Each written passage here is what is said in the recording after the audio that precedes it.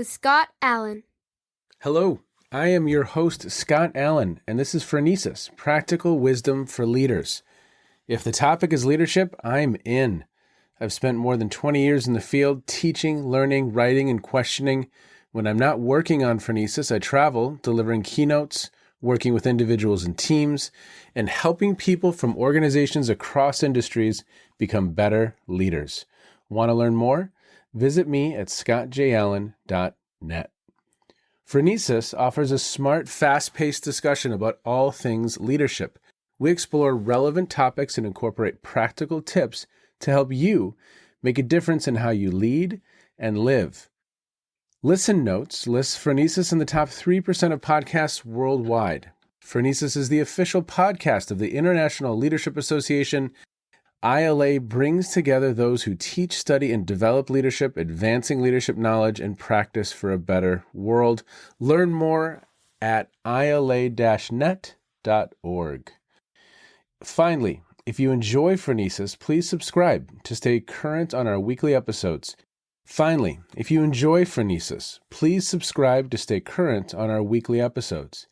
If you find an episode that resonates, please share it with your colleagues and friends. And if you want more content, subscribe to my newsletter, The Leader's Edge. The link is in the show notes. As always, thanks for listening. And now, here's today's show. Okay, everybody, welcome to the Phronesis podcast. Thank you for checking in wherever you are in the world. Today, I have three wonderful guests, friends. I have Sharna Fabiano. She is the author of Lead and Follow, The Dance of Inspired Teamwork.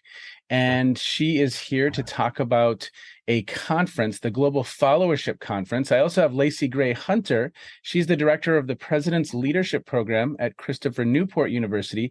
She's the co-chair of this upcoming 2023 Global Followership Conference. And Lori Throupe. She's an instructor of leadership studies and faculty director of academic success at Christopher Newport University, and she's also the co-chair of the 2023 Global Followership Conference. And that's really our topic today. We are going to discuss everything followership. And to the three of you, I've seen two of you like within the last couple of days at the ILA conference, which was awesome and fun and adventurous. Sharna, so sad that I didn't get to see you. Hopefully next year in Vancouver, we'll be back on the West Coast. Hello. How are the three of you? Hello, good morning. It's a pleasure to be here again, Scott. Missed you at the ILA, but it's great to chat as always.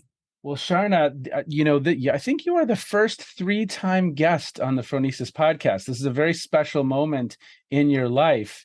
I'll send you a certificate. The first three-time guest. I feel deeply honored. This is that turning point in life where everything shifts and we're going to break through, right? And totally. Lori and Lacey Gray, so good to see the two of you. Thank you so much for being with me today. And I'm excited to jump in on this topic, the Global Followership Conference.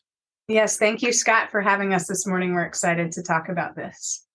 Okay, so to start off, I want to ensure that listeners have a really kind of a grounding in some of this thinking around the topic of followership. I think it was episode 5 where Ron Riggio said something to the effect of, leaders don't do leadership. Leadership is co-created by leaders and followers. And that was a quote that just from the very, very beginning, and Sharna, you may have been guest number 10, certainly within the first 10 guests. And we had this just really wonderful conversation around followership. And I think especially in the West, we tend to lionize the role of leader, emphasize the role of leader, and de-emphasize the role of followers in the equation. And there's some really cool things, and I'm taking these directly from Sharna's book right now. In The Courageous Follower, Ira Chaleff says, you know what? Most of us are leaders in some situations and followers in others. They are two sides of one process, two parts of a whole. Teachers and students form a learning circle around a body of knowledge or skills. Leaders and followers form an action circle around a common purpose. And Sharna, as I read this, you're going to say, wow, who wrote that? That is incredible, because it is. So here, I'm going to take a section from your book. If the value of leadership still seems more obvious than that of followership, it may be at least partly because we often take followership skills for granted, including the deceptively complex ability to get work done and to get it done well and on time. Unlike leadership training for managers and executives, companies rarely invest in corresponding followership training for their employees. Yet they are frequently disappointed when these invisible skills are absent. Now, you go on to say, ironically, the response is often to invest in more leadership training for managers, reasoning that better leaders will make followers better. This strategy may be partially successful, but what if the opposite were also true?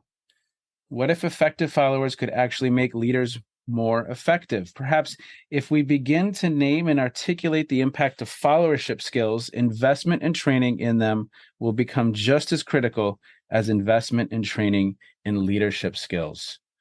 Wow. So Sharna, kind of bring us into some of your thinking around this topic. I think that's just beautifully said. Beautifully said. Thank you. Yeah, I do believe that. I do believe that. And I'm heartened, since we had that early conversation, Scott, that there's more and more conversation around followership. I'm hearing it from all directions.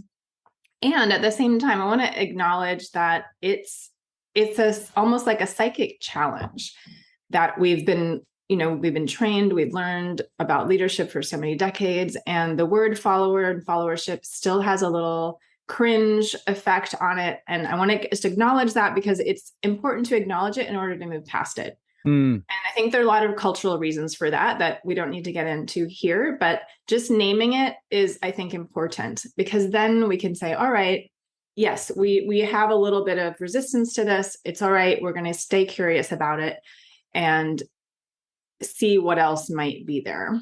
When we do get a little curious, even about our own resistance to it, we see these invisible skills. Oh, okay, yeah, actually, when I'm leading a team, it does really matter if people are showing up on time, paying attention to me, following up on the little details that they promised, maybe bringing me a piece of information that I didn't have before. That really influences my next decision as a team leader.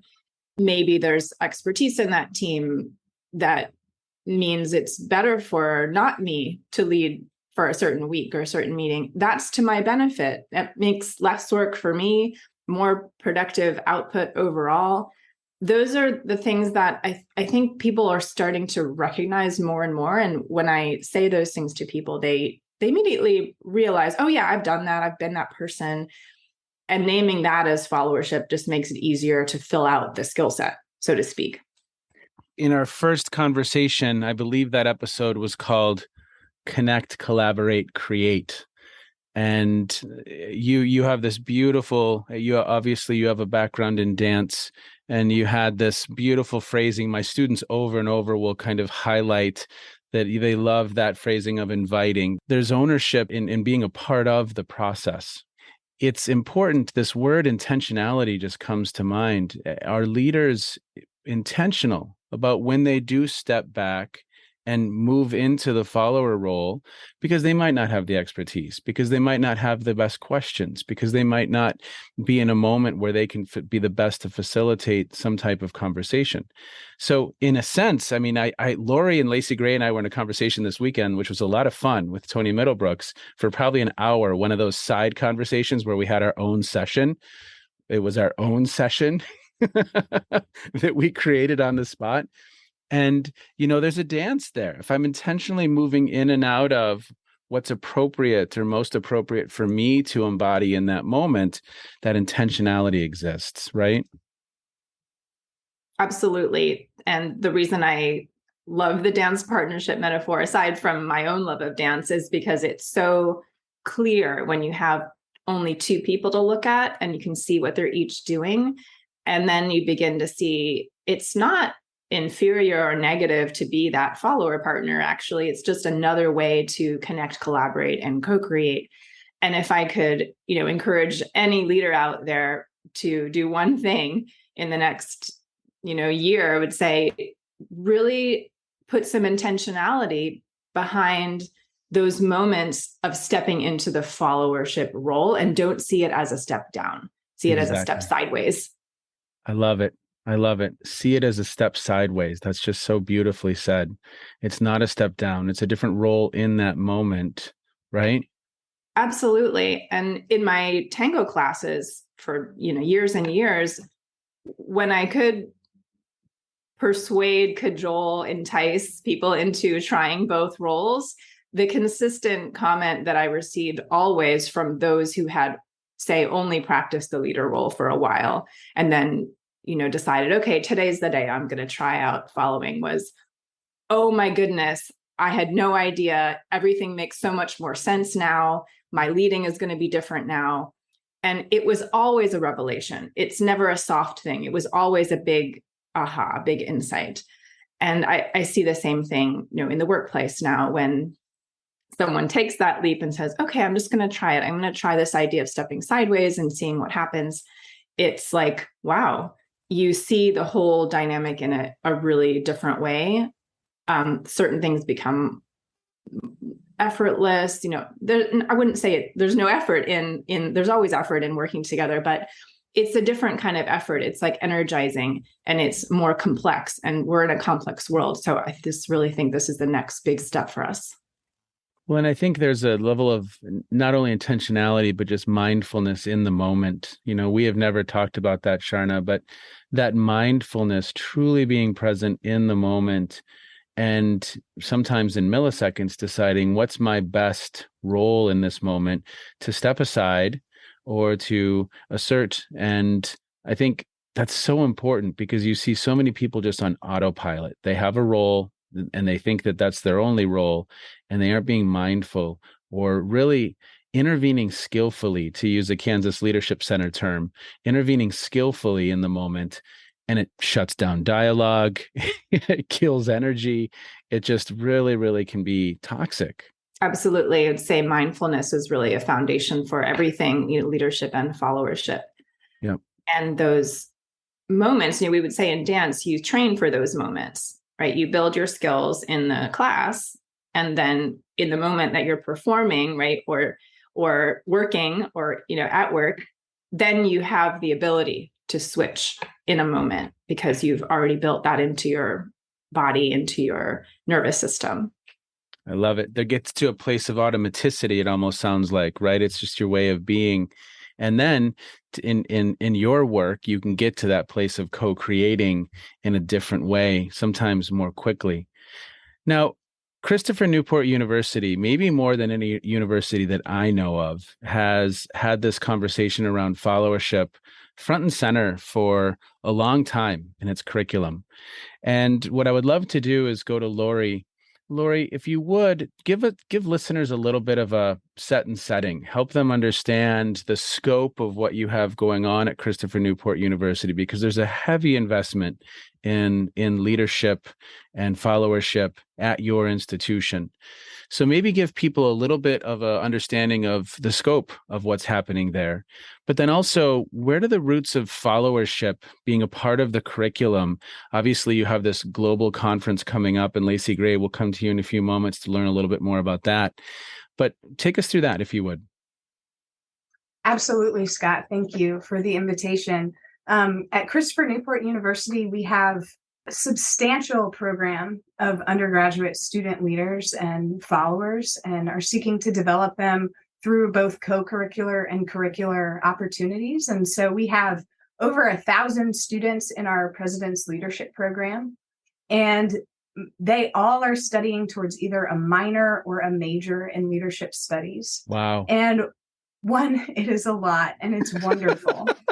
1,000 students. What's the undergraduate population, by the way, real quick? 5,000. So 1/5 of your students are being trained in leadership and followership.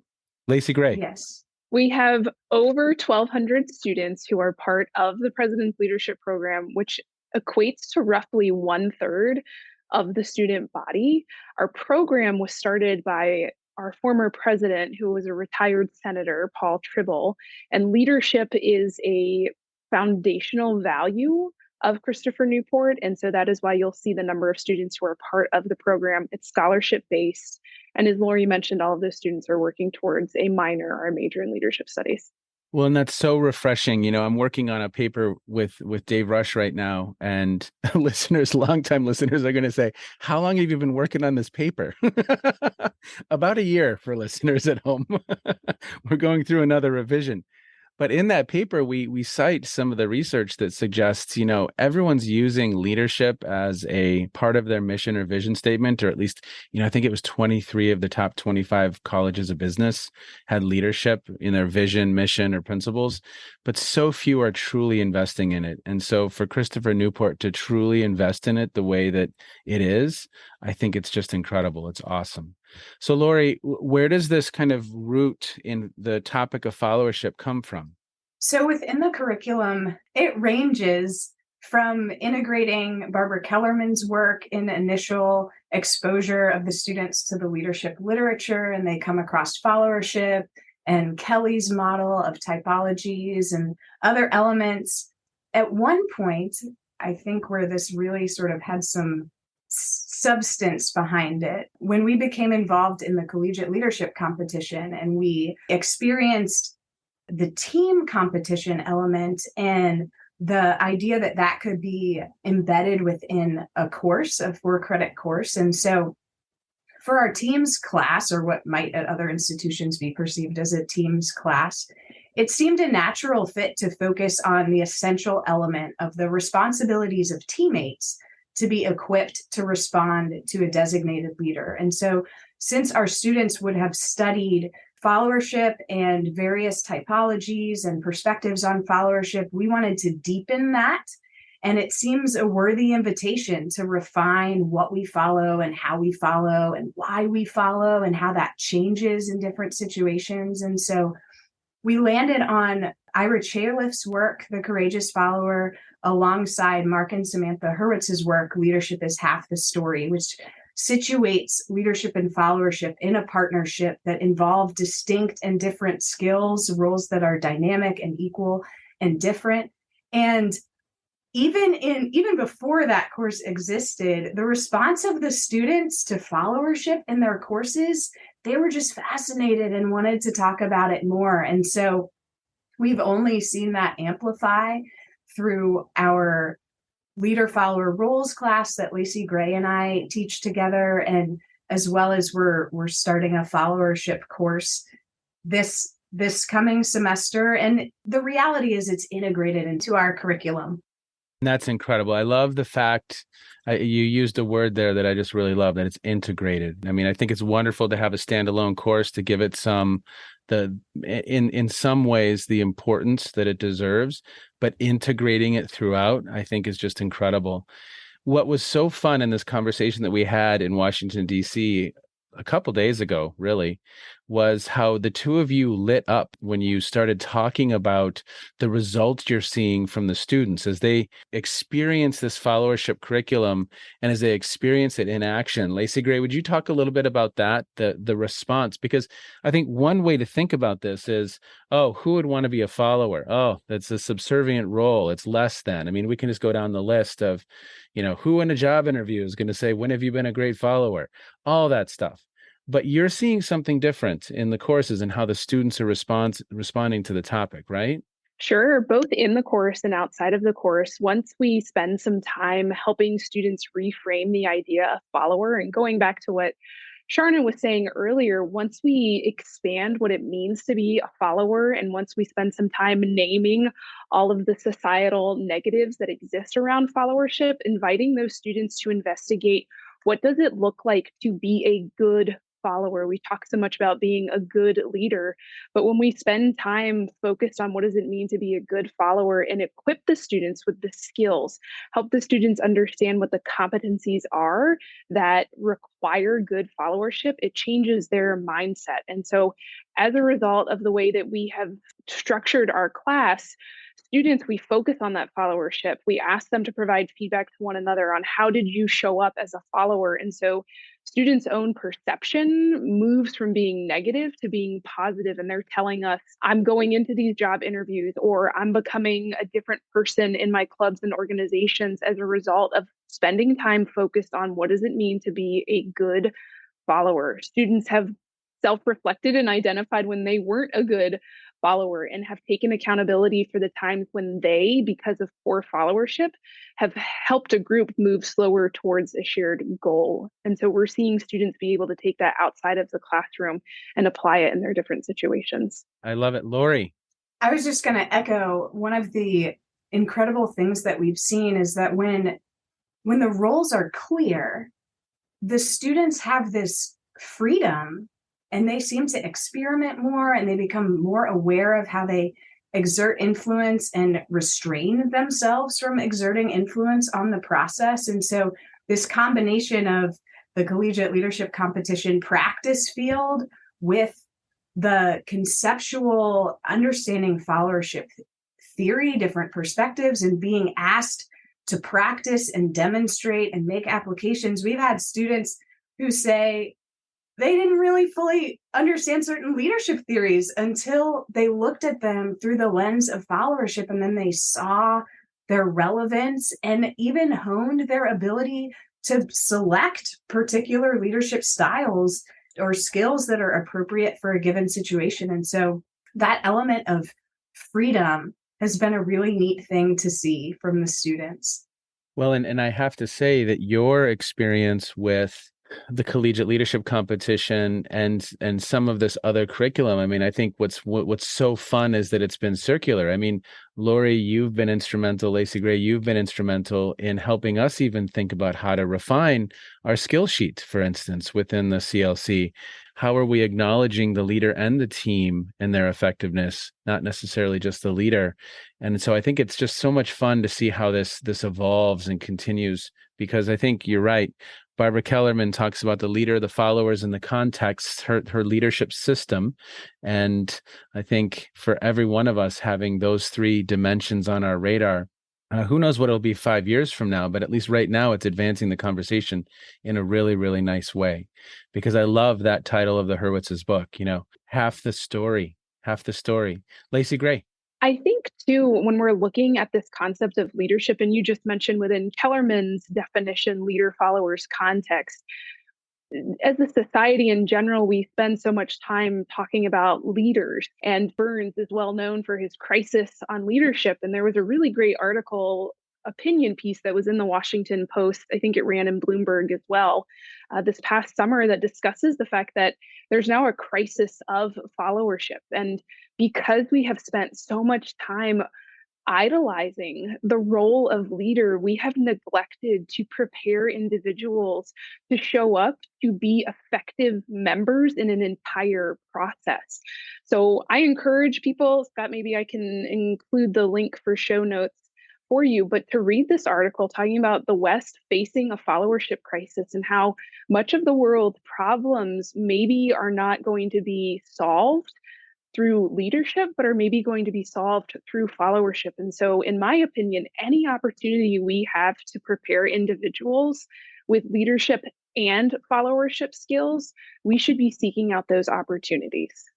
Well, if you think about it, it's just silly what we're doing. I mean, to go back just quickly to the dance metaphor, what if we just taught the person who was in the lead role? Do you have a great partnership at the end of that, Sharna? What's the answer? I can tell you from experience, and listeners know this intuitively, it does not work very well. No one's happy. Okay, Lori, and then we're going to talk a little bit about the conference coming up. Yes, I was just going to say one takeaway we've seen from the students, and I'd be curious to hear what Sharna has to say to this, but the students, as they hone their ability to follow and become more mindful of playing that role, they also are finding themselves as better leaders. And so we know that there's this special relationship between leadership and followership, and they're embedded in one another. And and we change in and out of them in various contexts and roles throughout the day. And so I think there's this profound integrated element where as we focus on followers, we also become better leaders. And so I'd be curious if, Sharna, those who are taught to follow and are primarily trained in the dance world in the follower role, are they better equipped to lead? Yes, I'll answer just briefly and not go down a tango rabbit hole, but it's a pretty obvious observation when you watch, I'll just say it, women generally in social dance follow first, right? So the majority of women learn a following role first. I started teaching women to lead early in my career because it's something I wanted to do personally as a woman. And those classes were lightning fast. These women who were experienced followers picked up leading at least 10 times faster than mostly men who had not had that experience. So that's one thing that was just blazingly obvious at first. and then the men were just kind of befuddled, right? Yeah. The second little piece of tango history here is that the dance itself, and I'm using tango because it's the dance that has the most intense lead and follow relationship. There's no basic step. You have to every step communicate where you're going. That dance began among men working it out together. And the path, the learning path for those men at the turn of the century was you learn to follow first. It's like a language. So no one knows who the first tango dancer was who could lead somebody around, but the culturally, established practice was you're 14, you're 16, you go to the club, the local hangout, and you learn to follow the other men. And then after a few months, you learn to lead. So that was how it went. And then, that all changed, as the culture changed, but that's still the intuitive, quick method, and so, when I teach it, both roles, I say, it's not just because I want everyone to do this for, empathic reasons. This is also a good reason, but it actually works better. Well, I know that Christopher Newport University is providing a space for people to learn about followership this coming spring. And so, Lacey Gray, would you highlight for listeners that opportunity so that people can engage on whatever level they want to? Because I know there's a call for proposals, so people can actually submit proposals and present at this conference. But I think also, whether you're in industry, whether you're a scholar, whether you're a student, I think you're open to all who are interested in this topic. And so you could just attend as well. Is that accurate? Yes, that is correct. So March 24th through 26th, 2023, we will be hosting the Global Followership Conference at Christopher Newport. And for anyone who's not familiar with where Christopher Newport is located, we are just a stone's throw away from Jamestown and Williamsburg. So about half an hour from that area. The conference is going to focus on individuals coming together to investigate followership and then to learn more about the scholarly research within followership, and then also to identify practical ways that we can implement followership in our daily lives. And so you are correct. If you are a student who is engaged in the study and application of leadership, this is a conference for you. If you're someone who's in the C-suite, this is absolutely a conference for you as well. So our proposals are currently open. If you head to followershipconference.com, you'll be able to get more information about the conference itself, as well as view the proposals. And we would love to see a wide variety of proposals. So we're thinking panels, we're thinking workshops, things that get people up on their feet. Perhaps you're also someone that has seen the benefits of followership through something like dance. So this is an opportunity for individuals to put their creative hats on and to come join us in Newport News, Virginia for this conference. Great. Lori, anything you want to add? I was just going to highlight the interactive component. So the nature of this conference will be highly interactive and is friendly to those who are just intrigued about followership and have no idea what the literature has to say and want to learn a little bit about it and be a part of dialogue and discussion and how we can integrate this into improving. Well, and I love that notion of dialogue and discussion. Sharna, I know you were at the first global conference, and so I want to hear a little bit about that. But yeah, again, even this conversation that we had for about an hour, I believe that was Saturday, it's complex. It's not something that is completely understood. I think we are co-creating and learning and co-learning in how to think about this as a topic. And so I'm sure dialogue and discussion was front and center at the first conference. Is that accurate, Sharna? Absolutely. And I would say one of the things that was so exciting to me, both as a participant and a facilitator at that first conference in 2019, was how the conference itself embodied the principles of leadership and followership dynamics in a fluid, co-creative way. And I want to give a shout out to the authors of Leadership is Half the Story, Mark and Samantha Hurwitz mentioned earlier. They produced the first conference in Waterloo, Ontario. Okay. Well, listeners, you're going to have all kinds of links in the show notes as to how you can get involved, how you can submit a proposal, how you can register for the conference. All of that good information will be there. Proposals are due the 31st of October on Halloween. Is that accurate? Okay. That is correct. So I always close out this conversation. What stood out for you in recent times? I just watched this fascinating documentary last night. And for those of you who have been involved in the collegiate leadership competition, you know the name Sarah Safari. Well, there's a documentary right now called Aftershock on Netflix that really, in a very visual way, talks about this earthquake that hit Tibet in 2015. And there are so many concepts, leadership, followership concepts around this whole, I think it's a 4-part series, maybe it's 3-part, but just a fascinating view. So for listeners, Aftershock on Netflix, a harrowing tale, powerful, powerful production. But again, what happens in a crisis, in a space where there's chaos? How do human beings form? Whether you're on a mountain or you're in the city or you're in a village, it's really a fascinating observation. Sharna, what's caught your attention recently? You know, Scott, it's not a recent book, but it was such a powerful read that what you were just sharing about the documentary reminded me of it. So I'm going to share that. It's Rebecca Solnit's book, A Paradise Built in Hell. Okay. And she's one of my favorite writers. And this particular book explores what happens in the aftermath of a disaster. And to your point, so many incredible insights around leadership and followership and things most of us just aren't aware of if you haven't lived through something like that. So that's my recommendation. Great. Lori, how about you? I have a few different thoughts, but the one that comes to mind is I'm teaching a special topics course right now on leadership storytelling and personal narrative.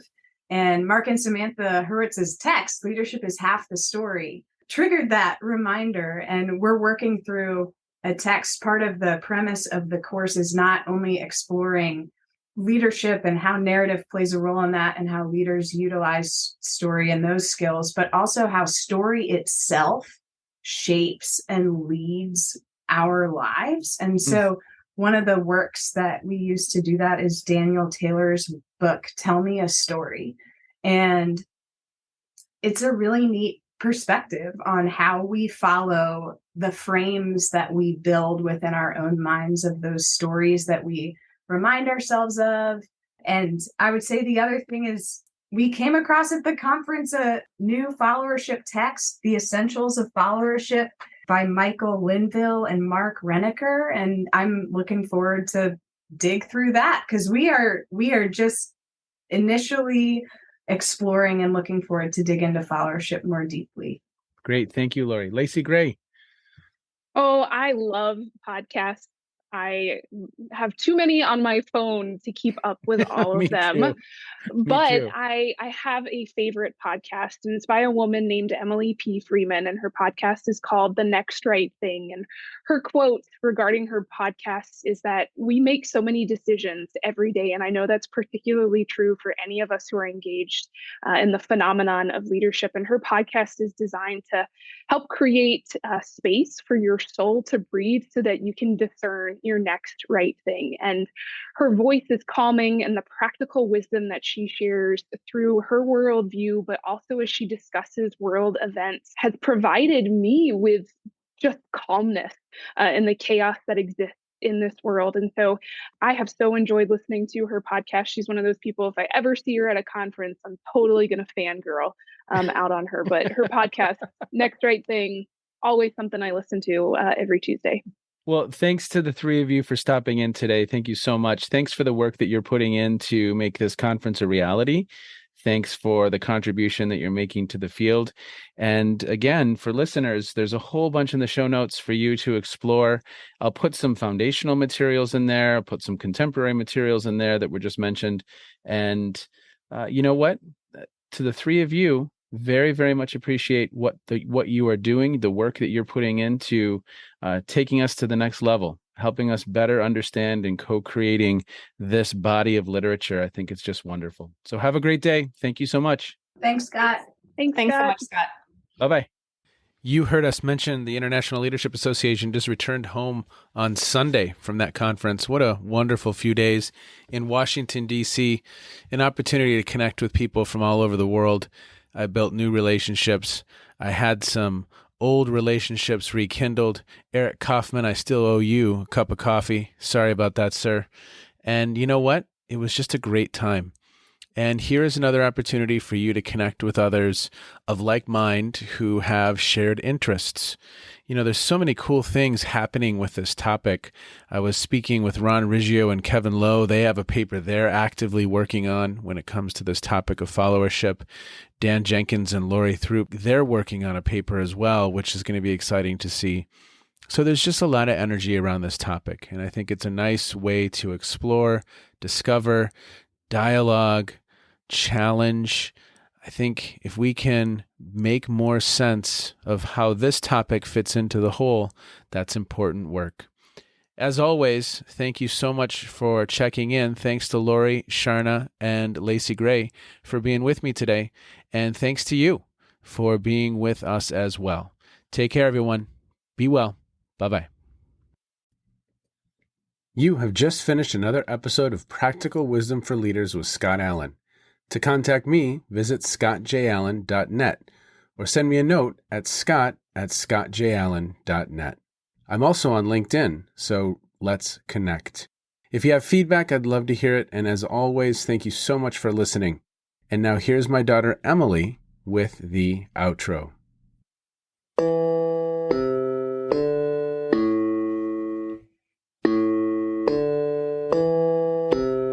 You've been listening to Phronesis, Practical Wisdom with Scott Allen.